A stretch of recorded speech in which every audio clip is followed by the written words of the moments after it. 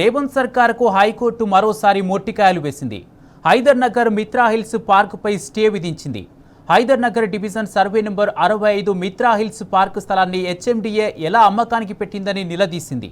ప్రజల అవసరాల కోసమే ఏర్పాటు చేసిన పార్కు స్థలాన్ని అమ్మకానికి పెట్టొద్దని ప్రజలు విన్నవించుకున్నా పట్టించుకోరా అంటూ ప్రశ్నించింది.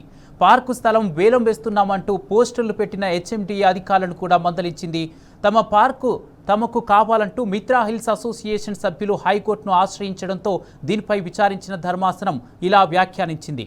ప్రజల మధ్యన ప్రాణవాయువుగా ఉన్నటువంటి పార్కును అమ్మొద్దంటూ హైకోర్టు ఉత్తర్వులిచ్చింది. ప్రభుత్వానికి డబ్బులు ముఖ్యమా, ప్రజా ఆరోగ్యాలు ముఖ్యమా అని హైకోర్టు ధర్మాసనం ప్రశ్నించింది.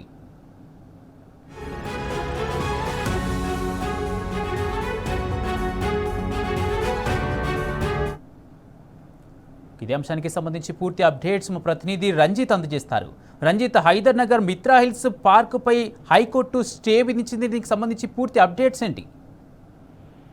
కుమార్, ఏదైతే హైదరాబాద్ నగరంలో ఎక్కువ విలువ కలిగినటువంటి భూములు ఎక్కడ ఉన్నాయో అక్కడే టార్గెట్ చేసుకుంటూ వేలం వేసి డబ్బులు సొమ్ము చేసుకోవడమే రేవంత్ రెడ్డి ప్రజాపాలన అనే విధంగా కూడా పాలిస్తున్నారు.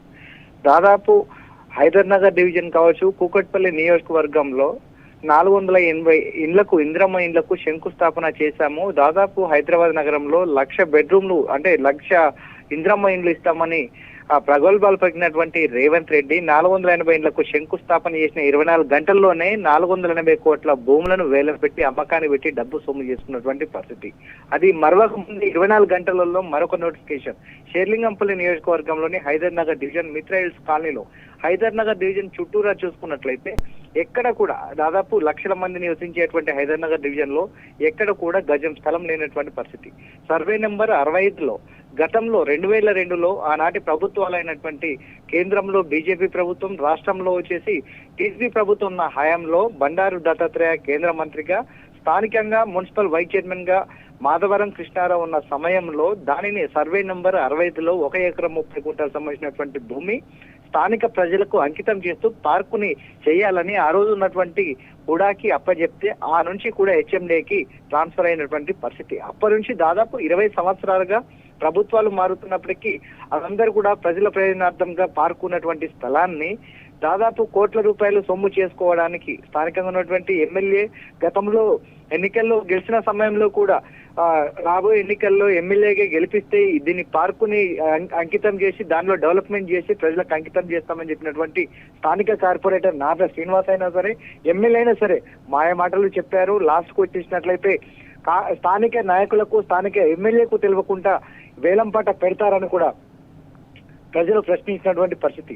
దాని తర్వాత అక్కడ ఉన్నటువంటి స్థానికంగా ఉన్నటువంటి ప్రజలు, చిన్నలు, పెద్దలు, వృద్ధులు అందరూ కలిసేసి అక్కడ ఏదైతే పార్కు స్థలాన్ని మా పార్కు మాకు కావాలంటే ఇది దానికి సంబంధించిన విషయంలో మొత్తానికి ఎక్కడికెక్కడ చూసుకున్నట్లయితే